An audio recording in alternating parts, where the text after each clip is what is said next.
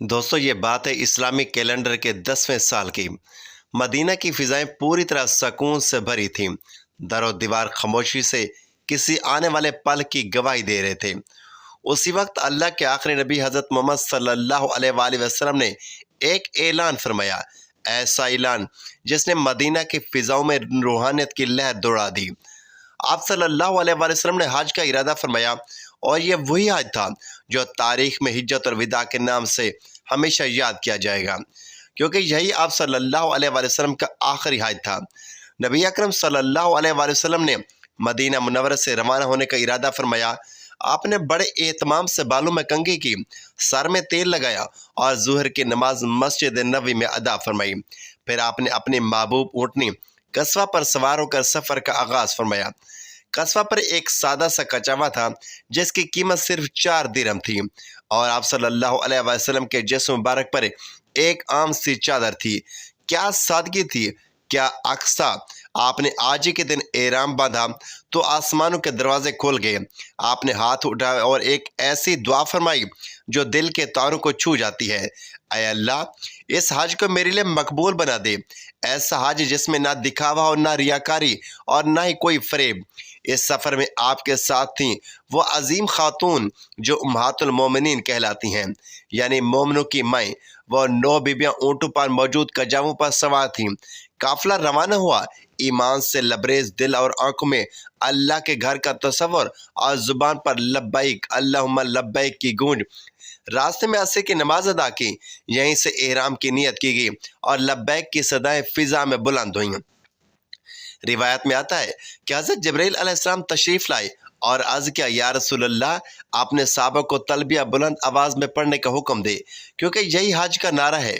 تو آپ صلی اللہ علیہ وآلہ وسلم نے صحابہ کو حکم فرمایا، اور پھر ایک ایسا روحانی منظر سامنے آیا، ہر طرف سے لبیک اللہم لبیک کی صدائیں اٹھنے لگیں، گویا زمین اور آسمان اس نعرہ حق سے گونج اٹھا۔ صبح کی نماز ادا کی گئی اور پھر قافلہ مکہ مکرمہ کی طرف روانہ ہوا۔ جب نبی کریم حضرت محمد صلی اللہ علیہ وسلم مکہ کے قریب پہنچے تو ایک لمحے کو ٹھہر گئے۔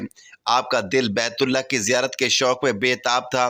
آخرکار جب سورج کی کرنیں چمکنے لگیں تو آپ صلی اللہ علیہ وسلم باب السلام سے مسجد حرام میں داخل ہوئے۔ جب آپ کی نظر بیت اللہ پر پڑی تو آپ نے وہ دعا مانگی جو ہر حاجی کا سرمایہ بن گئی، اے اللہ تو ہی سلامتی دینے والا ہے اور تیری ہی طرف سے سلامتی آتی ہے، اے رب ہمیں بھی سلامتی عطا فرما اور اس گھر کی عزت اور عظمت میں اضافہ فرما۔ پھر آپ نے طواف کا آغاز فرمایا، 7 چکر لگائے، حجر اسود کو بوسہ دیا۔ روایت میں آتا ہے کہ اس وقت آپ کی آنکھوں سے آنسو جاری ہو گئے۔ پہلے 3 چکر آپ نے تیز قدموں کے ساتھ لگائے، سینہ تان کر اللہ کی قدرت کا اظہار کرتے ہوئے باقی 4 چکر دھیمے دھیمے ادب اور خشوع و خضوع کے ساتھ مکمل کیے۔ طواف کے بعد مقام ابراہیم پر 2 رکعت نماز ادا کی، پھر زمزم کا پانی پیا، وہ پانی جس کی ہر بوند رحمت ہے۔ اب باری آئی صفا اور مروہ کے درمیان سعی کی۔ جب آپ صفا پہاڑی کی طرف بڑھے تو آپ کی زبان پر یہ قرآنی آیت تھی، ترجمہ: بے شک صفا اور مروہ اللہ کی نشانیوں میں سے۔ پھر آپ صلی اللہ علیہ وسلم نے 7 چکر لگائے۔ جب صفا یا مروہ پر چڑھتے تو قبلہ رخ ہو کر بلند آواز میں تکبیر فرماتے، اللہ کے سوا کوئی معبود نہیں، وہ اکیلا ہے، اسی نے اپنا وعدہ پورا کیا، اپنے بندے کی مدد کی اور دشمنوں کی فوج کو اکیلے شکست دی۔ یہ تمام منازل صرف عبادت نہیں تھی بلکہ ایک سبق تھا، عاجزی کا، خلوص کا، اللہ سے تعلق کا اور امت کو راہ دکھانے کا ایک عملی نمونہ تھی۔ نبی آخر زمان صلی اللہ علیہ وسلم کی آواز حق صفا اور مروہ کے درمیان صحیح مکمل ہونے کے بعد نبی کریم صلی اللہ علیہ وسلم نے اللہ کی حمد و ثنا کی اور پھر اپنے صحابہ کو ایک اہم حکم دیا۔ فرمایا کہ جس کے پاس قربانی کا جانور نہیں ہے وہ اپنا احرام کھول دے، اور جو قربانی کے جانور لائے ہے وہ احرام میں رہے۔ وقت گزرتا رہا، دلوں کی دھڑکنیں تیز ہوتی گئیں اور 8 ذو الحج کا دن آ پہنچا، اسلامی تاریخ کا وہ دن جب ایمان کا قافلہ مدینہ سے نکل کر مکہ کے مقدس وادی میں مینا کی سرزمین پر خیمہ زن ہوا۔ نبی کریم صلی اللہ علیہ وآلہ وسلم نے اس کے بعد مینا کے لیے روانہ ہونے کا حکم دیا۔ جو لوگ پہلے عمرہ کر کے احرام کھول چکے تھے وہ دوبارہ احرام باندھ چکے تھے۔ مینا میں دن بھر نمازیں ادا کی گئیں، ظہر، عصر، مغرب، عشاء اور پھر فجر۔ نبی کریم صلی اللہ علیہ وآلہ وسلم نے وہ رات مینا ہی میں قیام کرتے گزاری۔ کیا خوبصورت منظر ہوگا جب آسمانوں کے نیچے لاکھوں پروانے اپنے شمع رسالت صلی اللہ علیہ وآلہ وسلم کے گرد جمع تھے۔ لبیک کی گونج میں خیموں میں رات کے سناٹے میں اگلی صبح سورج طلوع ہوا اور دل تھام لینے والا لمحہ آن پہنچا۔ نبی اکرم صلی اللہ علیہ وآلہ وسلم نے حکم دیا، میرے لیے ایک تمبو اونٹ کے بالوں سے تیار کیا جائے۔ یہ تمبو میدان عرفات میں لگایا گیا۔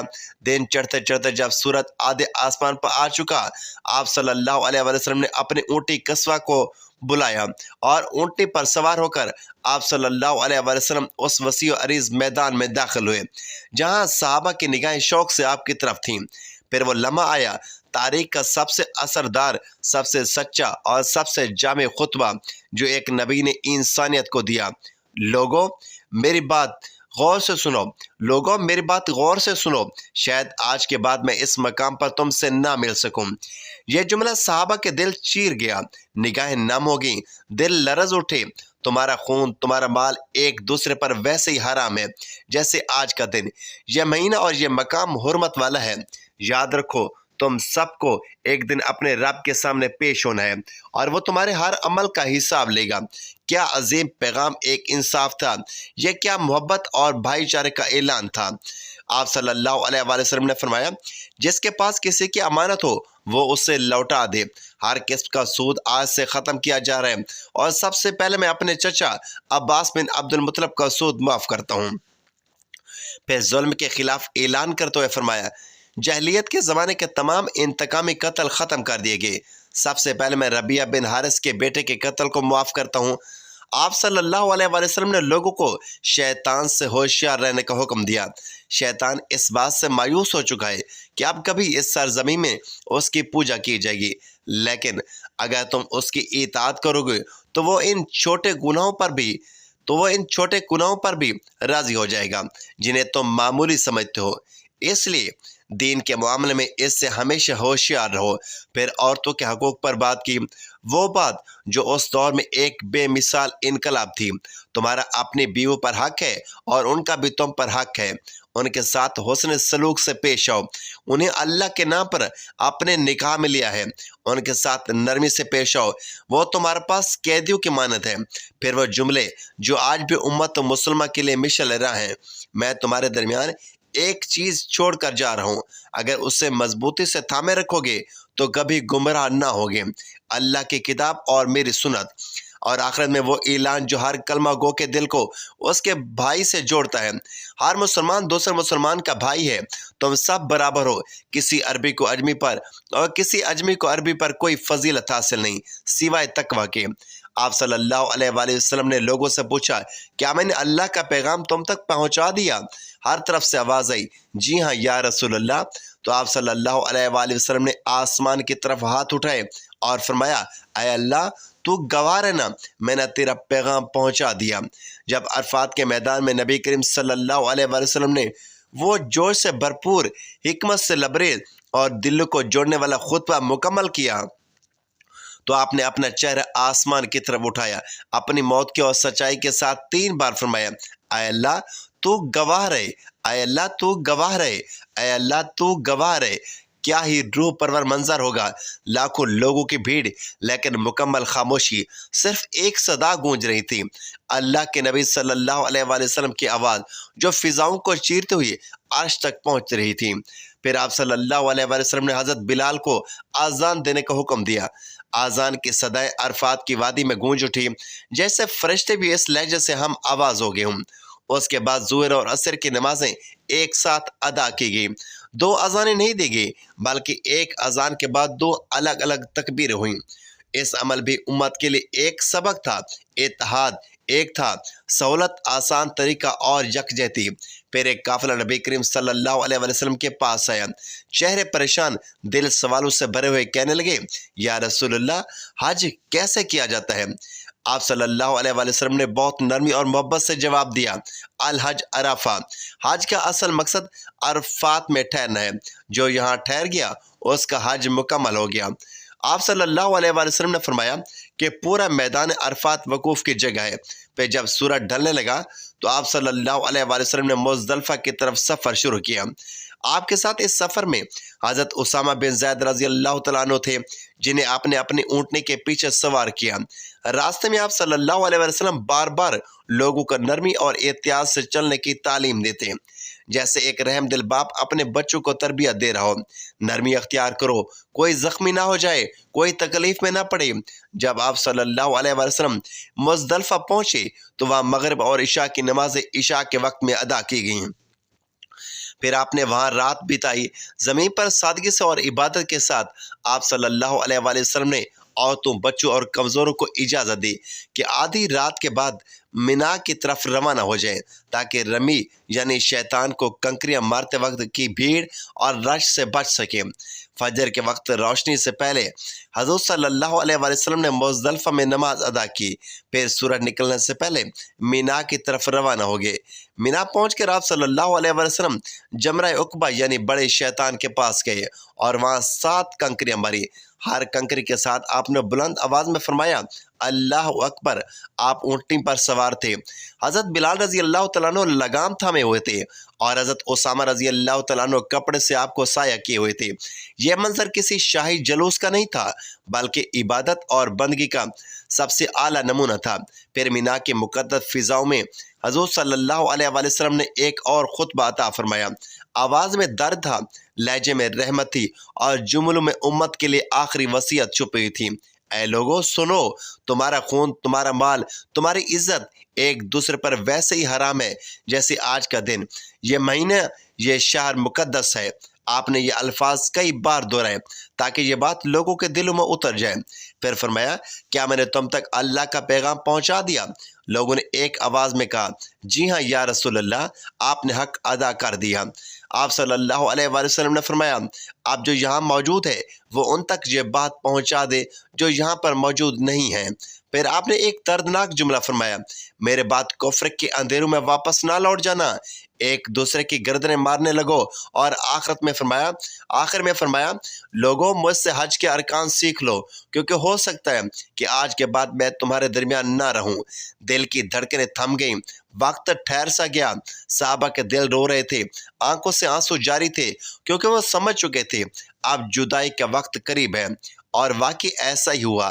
حج کے صرف 3 مہینے بعد نبی کریم صلی اللہ علیہ وآلہ وسلم اس دنیا سے پردہ فرما گئے۔ یہ حج صرف ایک حج نہیں تھا، یہ الوداع تھا، ایک آخری سلام تھا، رحمت عالم صلی اللہ علیہ وآلہ وسلم کا آخری پیغام تھا۔ یہ ایک امت کے لیے وصیت تھی، رہنمائی تھی اور ایک ایسی روشنی تھی جو قیامت تک چمکتی رہے گی۔ پیارے دوستو، عرفات اور مزدلفہ کے روحانی لمحوں کے بعد ایک اور منظر تھا قربانی کا، محبت کا، شکر گزاری کا اور اللہ کے حضور اطاعت کا۔ نبی رحمت صلی اللہ علیہ وآلہ وسلم مینا میں قربانی کی جگہ تشریف لائے۔ وہاں آپ نے 63 اونٹ اپنے مبارک ہاتھوں سے ذبح فرمائے۔ کیا منظر رہا ہوگا! ہر اونٹ گویا آپ صلی اللہ علیہ وآلہ وسلم کی زندگی کے ایک سال کی یاد بن کر اللہ کے حضور قربان ہو رہا تھا۔ یہ جانور مدینہ سے خاص طور پر لائے گئے تھے اور آپ نے ان میں سے کچھ کا گوشت پکا کر خود بھی تناول فرمایا، شکر ادا کیا اور امت کے لیے ایک سنت قائم کی۔ باقی 37 اونٹ حضرت علی رضی اللہ تعالیٰ عنہ نے قربان کیے۔ اس طرح کل 100 اونٹ اللہ کی راہ میں قربان کیے گئے۔ آپ صلی اللہ علیہ وآلہ وسلم نے گوشت اور باقی چیزوں کو لوگوں میں تقسیم کرنے کا حکم فرمایا تاکہ کوئی محروم نہ رہے، سب کو حصہ ملے، سب خوش ہوں۔ یاد رکھو، مینا کا پورا علاقہ قربانی کے لیے مقرر ہے۔ جہاں بھی قربانی کی جائے وہ مقبول ہے۔ قربانی کے بعد وہ لمحات آئے جو تاریخ میں سنہرے الفاظ میں محفوظ ہو گئے۔ نبی کریم صلی اللہ علیہ وآلہ وسلم نے اپنا سر مبارک منوایا، بال زمین پر گرا دیے تو صحابہ کرام رضوان اللہ علیہ اجمعین جھک جھک کر انہیں جمع کرتے۔ کوئی آنکھوں سے لگاتا، کوئی دل سے لگاتا اور کوئی اپنے کفن میں رکھنے کے لیے محفوظ کرتا۔ آپ صلی اللہ علیہ وآلہ وسلم نے اس موقع پر دعا کی، اے اللہ، سر منوانے والوں کی مغفرت فرما۔ حضرت عائشہ رضی اللہ تعالیٰ نے آپ صلی اللہ علیہ وآلہ وسلم کو خوشبو لگائی، گویا آخری حج کا ہر لمحہ خوشبو میں بس گیا۔ پھر نبی اکرم صلی اللہ علیہ وسلم مکہ مکرمہ کی طرف روانہ ہوئے۔ وہاں پہنچ کر سب سے پہلا کام جو کیا وہ تھا طواف ادائیگی حج کا فرض طواف ہے۔ اس کے بعد حج مکمل نہیں ہوتا۔ آپ صلی اللہ علیہ وسلم نے طواف مکمل کیا، زمزم سے پانی پیا اور کچھ پانی اپنے سر پر بھی چھڑکا، گویا جسم کو پاک کیا، اور روح کو بھی پھر دوبارہ مینا واپس تشریف لے گئے اور وہاں ظہر کی نماز ادا فرمائی۔ مینا میں آپ صلی اللہ علیہ وسلم نے 3 دن کا قیام فرمایا۔ ان 3 دنوں میں آپ نے جمرات یعنی تینوں شیطانوں کو ساتھ ساتھ کنکریاں ماری۔ یہ رمی، یہ کنکریاں محض پتھر نہیں تھی، یہ اطاعت کی نشانی تھی۔ یہ اعلان تھا کہ ہم شیطان کو ٹھکرا چکے ہیں۔ پھر مینا کا قیام مکمل ہوا۔ نبی کریم صلی اللہ علیہ وسلم دوبارہ مکہ واپس تشریف لائے۔ آپ صلی اللہ علیہ وسلم نے صحابہ کرام رضی اللہ تعالیٰ عنہ کو ایک اور حکم دیا جو ہر حاجی کے لیے ایک آخری سبق ہے۔